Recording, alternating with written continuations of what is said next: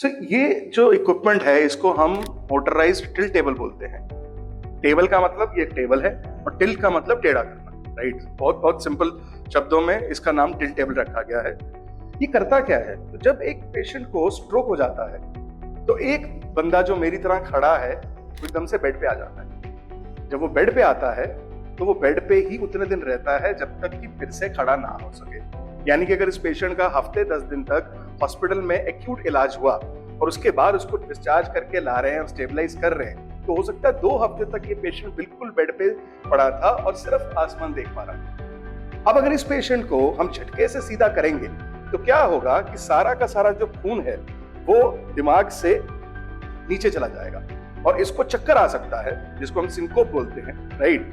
तो इसको प्रिवेंट करने के लिए हम क्या करते हैं कि धीरे धीरे इस पेशेंट को ऊपर की तरफ उठाते हैं, जिससे कि दिमाग, सारी जो नसें हैं और जो ब्लड है उसका एक इक्विलिब्रियम आ जाए, एक हेमोस्टेसिस आ जाए और बॉडी को ये नहीं लगे कि एकदम से मेरे से झटका क्या आ गया। इस पेशेंट को हम धीरे धीरे उठाएंगे, 10 डिग्री, 20 डिग्री, 30 डिग्री करते करते करते अभी आप देखेंगे कैसे हम पेशेंट को धीरे धीरे धीरे धीरे करके उसके पैरों पे खड़ा करेंगे। ये पेशेंट गिरेगा भी नहीं क्योंकि इस पे सारे के सारे हमने इसको अच्छे से बांध दिया है।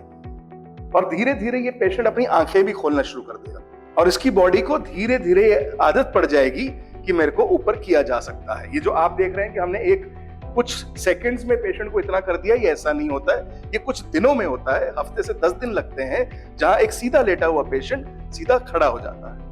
इनको खड़ा करके दिखाइए।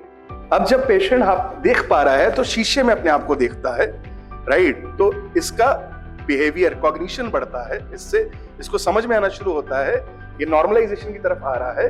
और धीरे धीरे जब ये अपना बैलेंस बना लेते हैं तो हम इनको छोटी मोटी एक्टिविटीज भी इसके ऊपर कराते हैं टेबल के ऊपर। तो यहाँ से हम जर्नी ऑफ इमोबिलिटी, जब पेशेंट पूरा इमोबाइल है, यहाँ से हम जर्नी ऑफ इमोबिलिटी को शुरू करते हैं।